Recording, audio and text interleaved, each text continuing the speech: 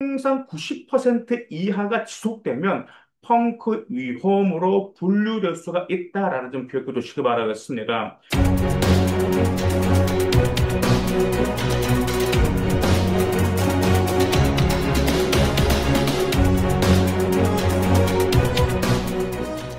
안녕하세요, 막두입니다. 이제 오늘은 여러분들에게 펑크나는 학과, 그 다음에 스나이핑을 어떻게 노려야 되는지 그 점에 대해서 차근차근 말씀드리기 위해서 이렇게 방송으로 찾아뵙게 되었습니다. 오늘 방송 끝까지 주목해 주시면은 여러분 혼자서도 이 학과가 그래도 펑크날 가능성이 있겠구나라는 점들을 예측할 수 있을 겁니다. 먼저 우리 학생들 같은 경우는 정말 다 그렇죠. 모든 대학교 입시에서 뭐 스나이핑을 많이 좀 선호를 하고 있죠. 그래서 스나이핑이라든지 아니면은 그 뭐라고 할까? 거기 좀 펑크나는 학과에 합격하고 싶은 마음이 있죠. 근데 무턱대고 우리가 지른다고 해서 스나이핑이라든지 그 다음에 펑크나는 학과에 무조건 합격하는 건 아니죠. 찾는 방법을 오늘 차근차근 먼저 말씀드릴게요. 먼저 여러분들이 이제 충원률이라는 것을 먼저 고려하실 필요가 있습니다. 충원률을 많이 아시죠? 우리 충원률의 실시는 두 가지 맥락이 있는데, 첫 번째는 정원 내 신입생 충원률이 있고, 두 번째는 추가 합격 충원률이 있죠. 그 정원 내 신입생 충원률이라는 것은 모집 정원 대비 실제 등록한 신입생 비율을 말하고요. 추가 합격 충원률은 말 그대로 모집 정원 대비 추가 합격으로 채워넣은 인원의 비율을 말하죠. 그러다 보니까 정원 내 신입사 충원률 같은 경우는 최종 등록 결과이고 추가 합격 추가률은 최초 합 발표 이후 추합이 얼마나 돌았는지를 보여주는 거죠. 그러면 이 점 왜 중요하냐면 여러분들이, 먼저 여러분들이 어떤 대학교가 펑크날 것인지 어떤 학과 펑크날 것인지 뭐 솔직히 우리 대한민국의 대학교 학과가 얼마나 많습니까? 그렇죠? 그럼 그 학과에서 여러분들 뭐 하셔야 되죠? 수련해야 되거든. 가능성 있는 펑크날 수 있는 학과, 그다음에 스나이핑이 가능한 그런 학과를 여러분들이 추려내셔야 되는데, 먼저 추려내기도 먼저 충원지를 먼저 고려하실 필요가 있기 때문에 말씀을 드리는 겁니다. 정원내 실입생 충원들은 여러분들 이렇게 해석할 수가 있겠죠. 먼저 100%라고 하면 정원을 채웠다는 뜻이 된다는 말이겠죠. 그런데 95% 미만으로 떨어지는 건 여러분 좀 잘 보실 필요가 있어요. 왜냐하면은 95% 미만으로 떨어지게 되면 어떤 교육부라든지 대학 알림이가 공시하는 재정 지원 대학 평가에서 경고등이 켜지게 되어 있어요. 그러다 보니까 만약에 일부 학과가 정원을 초과해서 100%를 넘기기도 하지만 통상 90% 이하가 지속되면 펑크 위험으로 분류될 수가 있다라는 점 기억해 두시기 바라겠습니다. 그 다음에 이제 추가 학과 충격률 같은 경우는 이제 예를 들어서 이런 거죠. 자, 모집이 처음에 30명이었는데, 최초합 30명의 등록 폭으로 10명이 빠져버렸어요. 그래서 15명이 추가 합격시켰다라는 말 그대로 50%가 되겠죠. 왜냐하면, 어차피 거기 이제 그 계산하는 방법이 여기 밑에 나와 있죠. 추가 합격 추가율 계산하는 방법 나오겠죠. 그러면 추가 합격 추경 충원율 같은 경우는 하석 포인트는 먼저 그 수치가 0%에 가까우면 지원자들이 최초 합격과 동시에 대부분 등록했다는 뜻이거든요. 즉, 충성도가 높다는 뜻으로 우리가 해석할 수가 있어요. 근데 또 두 번째, 100%를 넘어갔다라고 하면 모집 정원 이상을 추합으로 돌려야 겨우 정원에 찬 상황을 의미하다라는 말이죠. 그래서 종종 보면은 수시라든지 정시라든지 합격선 예측에서 전년도 추합 충원률이 200%이던 학과 같은 경우는 쿼터라는 폭이 좀 크게 나타나는 경우도 있었기 때문에 여러분들 충원율을 고려하실 필요가 있어요. 그러면 여러분들의 충원율이 높을수록 유리하다라고 착각하는 경우가 아니라 절대 그렇지가 않습니다. 예를 들어서 본인 내신의 70% 컷을 미치지 못하는데 충원율이 높으니까 그래도 기회가 있을까라고 생각하는 건 좀 위험한 생각인데, 왜냐하면 충원율이 높다고 해서 내신이 부족한 학생들에게 기회를 주는 건 절대로 아닙니다. 충원율이 200% 이상 넘어가는 학과들도 70% 컷과 최종 등록 컷을 보면 크지가 않는 경우가 종종 있어요. 근데 조금 있다가 50% 컷과 70% 컷으로 어떻게 펑크가 날 수 있는지 그 점을 조금 이따 설명을 드릴 테니까 그때 좀 잘 봐주시기 바라겠습니다.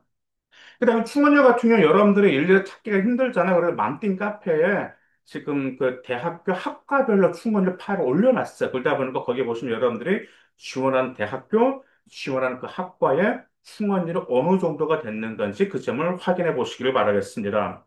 자, 그 다음에 충원율을 확인하셨다라고 하십니다. 그 다음은 또 뭐냐면은 면접이 있는지 없는지 또 확인하시기 좋겠습니다. 일단은 서류전은 100%라고 한다고 하면 일단 내신의 많은 자주, 물론 면접도 내신이 자주 주게 하는데 면접에 따라서 또한 뒤집혀지는 경우가 좀 상당히 좀 많이 있었어요. 면접에 따라서. 근데 대표적으로 올해 같은 경우가 지금 이화여대가 미래인재가 면접이 신설되었고요. 그 두 번째가 한양대가 학종 면접이 신설되었죠. 그다음 또 한 중앙대가 예전엔 융합형이 면접이었는데 지금 탱구형으로 면접이 신설되었습니다. 근데 이 일단 중앙대라든지 모든 대학교들이 지금 1차 합격 배수가 지금 작년에 비해서 더 넓어졌어요. 그러다 보니까 여러분들, 내가 1차를 합격했다라고 하면은 면접에서 반드시 뒤집어 버리면 여러분들이 충분히, 네, 그 학교를 여러분들이 원하는 학교도 잡을 수가 있다라는 말이죠.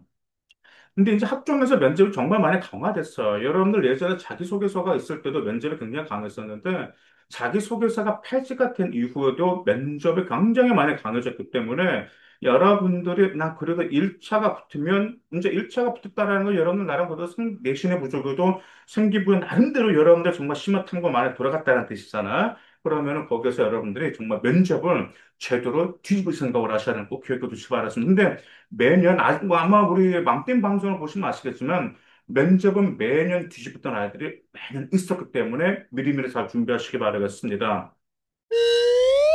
그 다음 또한, 우리가 이제 스나이핑, 그 다음에 수능 최저 유무로는 또 수능 최저가 있는지 없는지도 고려하실 필요가 있겠죠. 아무래도 수능 최저가 있는 게 아무래도 좀 뭐랄까 여러분들이 펑크나는 학과 스나이핑에 또 유리할 수가 있습니다. 근데 대표적으로 이제 올해는 이제 서강대하고 중앙대 한번 우리 교과 수능 최저 한번 비교 한번 해보죠. 서강대 같은 경우는 세계 영역 각 3등급 이내고 3등급 이내 한국사는 4등급 이내예요. 그 다음 또 뭐가 있죠? 지원 계열에 따른 응시 영역, 뭐 국어, 수학, 탐구, 그리고 과목만 구분을 두지 않았어요. 그분 지금. 그다음 중앙대 한번 봐. 중앙대 같은 경우는 3합 7 이내가 한국사 4등급인데, 중앙대가 3합 7이요? 서강대는 세계 영역 3등급이라고 그랬었잖아요. 근데 중앙대가 이 뭐가 있냐면 영어 2등급도 몇 등급으로 간주하죠? 1등급으로 간주한다는. 즉, 어떻게 보면 이것은 솔직히 뭐 영어가 2등급에 나와도 1등으로 간주한다고 하면 3합 8이 된다라는 말이죠. 그럼 왜 서강대와 중앙대, 특히 중앙대 같은 경우는 이제 종종 이제 뭐 펑크가 좀 날 가능성이 왜 그러냐면은 아이들 대학교 수시 원서를 쓸 때요. 서성한에 두 장이나 한 장 정도 쓰고 그다음에 중앙대를 쓴다라는 말. 그래서 그 서성한 쓰고 그다음에 서용고대 쓰는 아이들 같은 경우들이 보통 중앙대라든지 경희대 특히 중앙대를 교과 안종으로 칼고 그다음에 서성한 그 이상을 진로 아이들 다 그렇다면 그럼 그 아이들이 만약에 서강대가 붙었어. 서강대가 더구나가 사경이 각 3등급 이내잖아요. 그럼 소강대가 붙었으면 아이들 뭐 하죠? 중앙대를 포기할 수밖에 없습니다. 그러다 보니까 이러한 수능 최저 유무, 아이들을 어떻게 원서로 쓰는지 그 점을 고려하면서, 그러면은 어디에서도 지금 분명히 스나이핑이 좀 가능하겠다라는 점들을 아마 여러분들이 유추할 수 있을 것입니다. 그 다음에 또 이화여대가 올해가 이제 고교 추천금 변수가 있었죠. 뭐가 없었죠? 이화여대가 원래 면접이 있었어요. 면접 20%였는데, 면접에서 떨어진 학생 굉장히 많았었거든요. 20% 굉장히 컸어요. 근데 지금 수능 최저가 2합 5가 생겼어요. 그러면 수능 최저가 생겼으니까 이화여대 내신컷이 올라갈 거다라고 걱정하시는 분도 계신데, 글쎄요. 근데 컷이 많이 올라가지는 않을 것입니다. 왜냐하면 이화여대 고교 추천받은 아이들 내신이 보통 일반적으로 1점 초반, 1점 중반, 1점 후반까지 있어요. 근데 이제 인문계 같은 경우는 2점 초중반도 있었습니다. 실질적으로 내신 2.3으로도 이화여대 경제학과라든지 2.1로 정치외교학과 합격한 고교 추천 합격한 이화여대 여학생들 있었거든요. 근데 이화여대를 보통 이제 1점 중후반 아이들이 고교 추천 받는데 그 아이들과 또 어떻게 지원하냐면 서성한과 중앙대와 이화여대 이거 세트를 같이 지원한다라는 말이야. 그렇다면 그 거의 보면 아이들이 보통 거기서 모토로 서상은 내신에 1점 중후반 정도 가는 서상은 붙더라고요. 그럼 그 아이들 같은 경우는 이대를 포기하고, 근데 반면에 어떤 여학생은 서상은 다 떨어졌거든요. 중앙대하고 이대부터 당연히 어디 가죠? 중앙대를 선택한 학생들도 있었기 때문에 일단 커지 많이 올라가지 않을 겁니다. 그 다음에 1점 중반으로 그 아이들, 특히 1.8이 된다더러 그 아이들이 이화여대는 그다지 만족을 하지 못해요. 그 아이들 최소 중앙대 아니면 서성하는 가고 싶어하는 학생인데, 이대라고 하면서 가오뚱하는 경우가 있기 때문에, 이화여대 고교 추천을 받을 수 있으면 무조건 받으세요. 고교 추천 받을 수 있으면 받고, 수능 최저에 반드시 올인하시길 바라겠습니다. 자, 그 다음에 여러분들도 이제 한 가지 또 우리가 스나이퍼 고려하는 무엇을 고려하시더냐면은 어떤 계열과 학과별 또 구조적 위험 좀 패턴을 읽으실 필요가 있어요. 대표적으로 이제 인문, 어문학과, 순상문 같은 경우가 좀 평가가 있었죠. 대표적으로 지금 작년 경희대 직용 같은 경우가 프랑스, 러시아 50단회가 마감 직전까지 미달이었습니다. 그래서 실제 충원율도 80% 안팎으로 뚝 떨어졌다라는 말을 그러다 보니까 인문계열과 어문계열은 종종 이런 현상이 많이 발생하게 됩니다. 실질적으로 작년 같은 경우에 내신 3.3 일반고 여학생 같은 경우가 이것을 끄집고 가서 한국 외대 서울 캠퍼스 베트남 학과를 합격한 케이스가 있어요. 그러면 그 학생이 일반고인데 베트남을 한 학생 아니에요. 그 학생은 제2 외고 중국을 했다라는 말 하지만 생활교포를 중국어와 베트남과 연계시켜서 만들어 나가서 베트남에서 벌써 1차가 붙어서 면접으로 뒤집어서 합격한 추합으로 합격할 수 있는 그 여학생들 추합으로 붙은 학생도 있었습니다.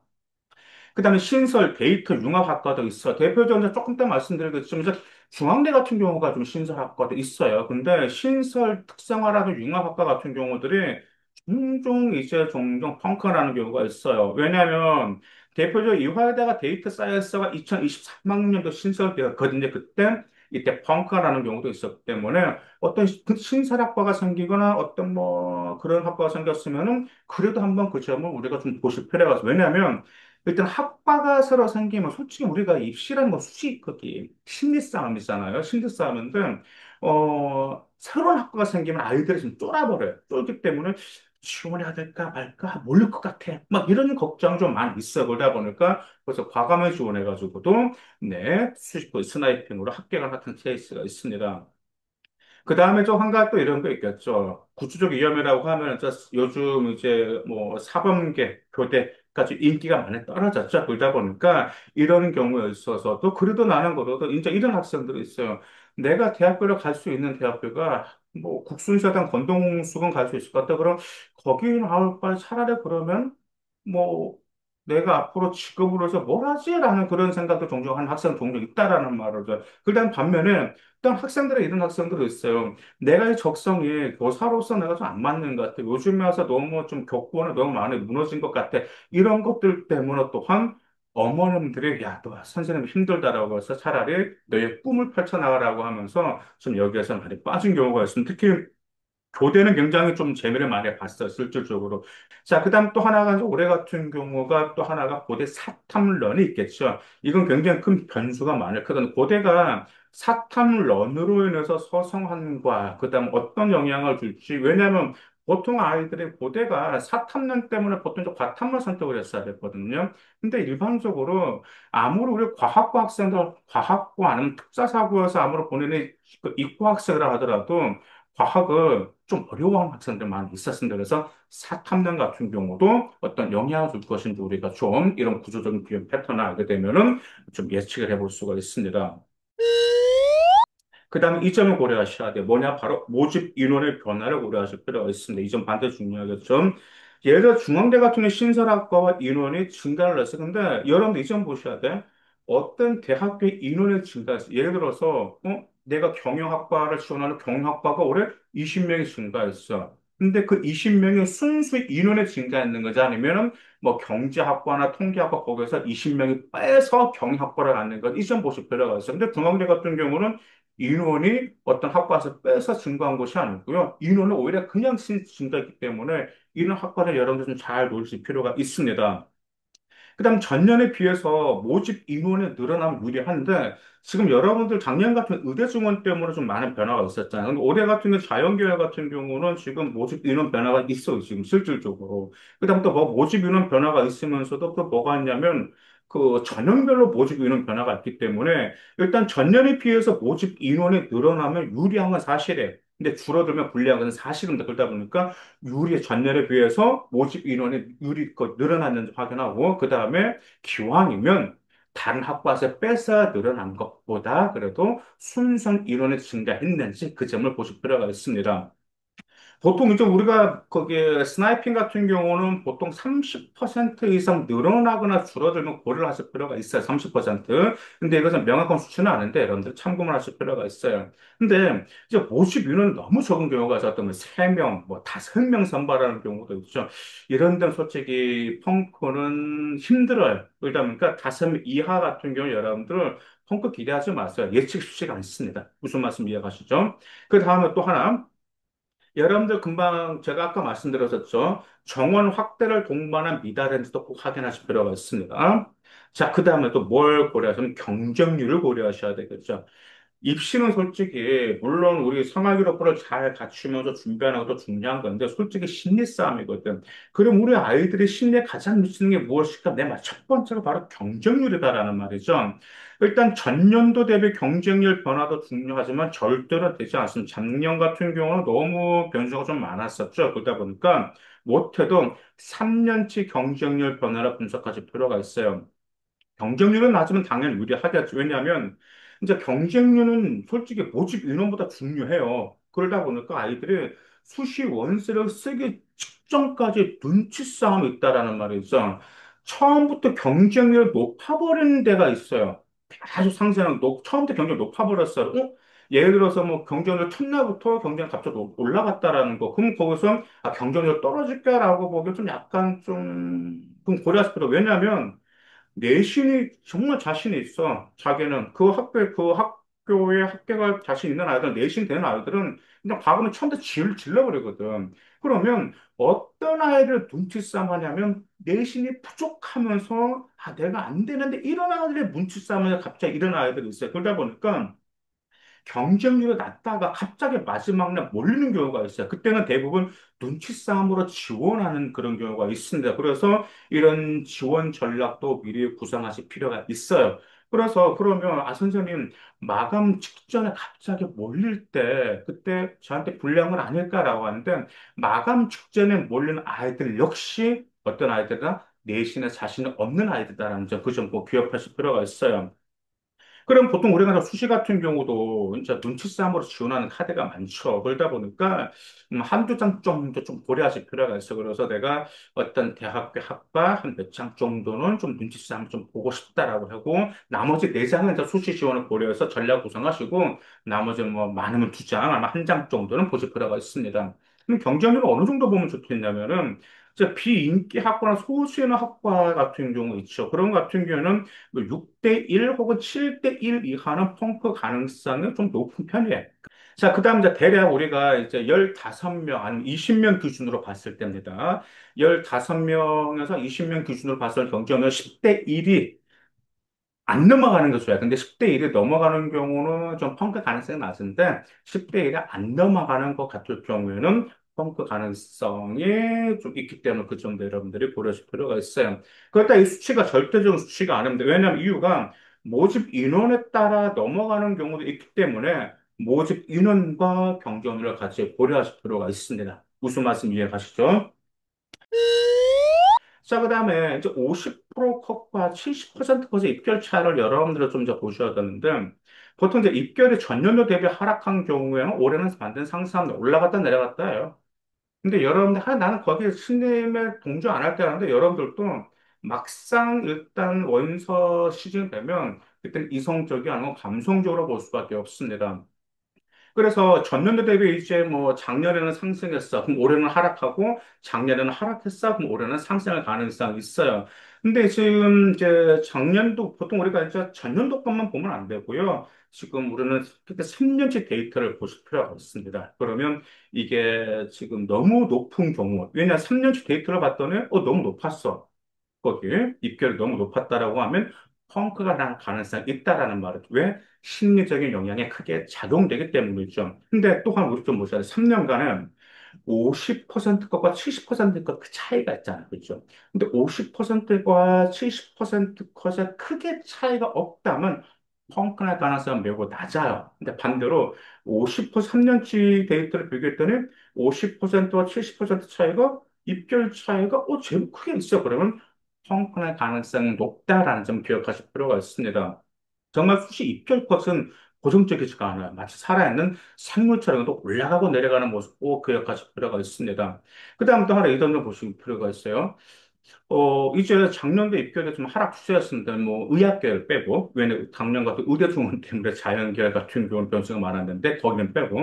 이제 작년도 입결이 하락 추세였는데, 3년 동안도 하락 추세를 보였다라. 그러면 입결의 상승할 가능성이 있습니다. 근데 반대로 3년 동안 상승하는 경우 입결의 하락할 가능성도 있다라는 점도 기억하실 필요가 있습니다. 그 다음 이 점입니다. 보통 특히 이제 내신 몇 점대가 떨어졌다라는 소식을 종종 들려요. 우리 그 입시와 관련된 그 신문들도 있죠. 그러면 내신 몇 점대도 떨어졌다는 소식이 작년에 들렸다라는 말이야. 그럼 와 그렇게 내신이 좋았다, 보다 높은 애가 그 대학교를 떨어졌어라고 하면은 잘 보셔야 돼. 그러면 거기에 입결하락할 가능성이 있습니다. 그러다 보니까 여러분들 지금 우리 입시 신문 전문 신문 많이 있잖아요. 뭐 베리타스 알파라는 그런 많이 있죠. 그럼 몇 등급도 거기 떨어졌어라고 하면은 사람의 심리적인 작용돼 그러면은 올해는 이게 하락할 가능성이 있어요. 그러다 보니까 그런 점도 여러분들이 좀 잘 보셔가지고 작년 성적을 3년 평균 성적과 꼭 비교하면은 펑크 가능성을 알 수가 있습니다. 자, 그 다음에 이제 우리가 종종 이런 점들을 종종 있어요. 어, 우리가 지금 50%과 70% 것이 우리가 좀 너무 좀 매몰되는 경우가 종종 있어요. 50%가 70%가 또 보통 이제 우리가 금방 제가 말씀드렸다시피 경쟁률도 3년치를 봐야 되겠지만 50%과 70% 간의 3년치도 봐야 우리가 분석하셔야 되는데 50%와 70%가 그 간극 차이도 3년치 데이터를 분석하실 필요가 있어요. 무슨 말씀 이해가지고. 그래서 3년 동안은 50%가 70% 합계 컷이 아니라 그 간극이 작으면 펑크 가능성이 낮다라는 말. 근데 3년치가 간격이 서서히 커졌으면 그것도 펑크 가능성이 높기 때문에 그냥 작년치 50% 합격컷, 70% 합격컷 그것만 보지 마시고 간극으로 갈 가능성도 높기 때문에 이런 경우가 입시에 큰 변화가 있었어요. 그러다 보니까 이 점도 여러분들 고려해 주시기 바라겠습니다. 자, 그래서 오늘은 입시에서 이제 펑크 가능성이 높은 학과, 즉 스나이핑을 노리할 학과에서 고려할 요소를 말씀드렸습니다. 먼저 지금 충원률을 말씀드렸었죠. 충원률. 왜냐하면 충원률을 보고 나서 대학을 출연할 수 있겠죠. 하지만 무조건 내가 내신이 너무 터무니없이 낮은데 높다고 삭격하는 건 절대로 아닙니다. 일단 충원률을 보고 나서 여러분들의 0점이나 0.3 정도가 부족한 그런 대학교까지는 여러분들 한번 대학교를 충원으로 고려해 주시고, 그 다음에 모집 인원의 변화를 고려하시고, 그다음 세 번째로 경쟁률을 좀 비교하시고, 그 다음에 수능 최저와 면접이 있는지 없는지 그 점을 고려하시고, 그 다음에 50%과 70%권의 3개월간의, 3년 동안의 그 결과물과 50%와 70% 사이의 간극 차이 3년치, 이런 점들을 여러분들 조사하실 필요가 있습니다. 이 점만 고려하시면 됩니다. 그리고 이제 먼저 100% 확실히 펑크가 나는 학과는 아무도 모릅니다. 다만 펑크가 날 가능성이 있는 학과는 그래도 오랫동안 축적된 데이터를 통해 가능성을 높여야 되겠죠. 수시 카드라는 건요, 합격 가능성이 높은 대학교를 지원하는 것도 중요하지만 무엇보다도 대학교를 올릴 수 있는 전략이 매우 중요하다라는 점 기억하실 필요가 있어요. 왜요? 대학교는 한 장만 붙으면 되기 때문에 그렇습니다. 그래서 오늘 그게 방송의 한 줄로 요약하자면 스나이핑 예측은 과거 공시 데이터 플러스 현재 실시간 경쟁력 플러스 어떤 제도, 산업적인 미래 이 세 가지 축을 교차시키는 작업에 같이 맞물릴 때 여러분들이 안전 지원 카드와 막판 규칙 카드가 훨씬 선명하게 떠날 것입니다. 그래서 올해 정말 황금 대지 들어서 정말 많은 아이들이 있어 인원수가 많이 늘어났기 때문에 그만큼 재학생은 늘어난 만큼 인원이 늘어난 만큼 물론 보수적으로 접근해야 되겠죠. 보수적으로 접근한다고 해서 수시 6장을 모두 보수적으로 접근할 필요는 없겠죠. 4장 정도는 여러분들의 보수적으로 차근히 접근해도 그래도 2장 정도는 꼭 노려보시면 수시 6장 카드 후회하지 않을 것입니다. 감사합니다.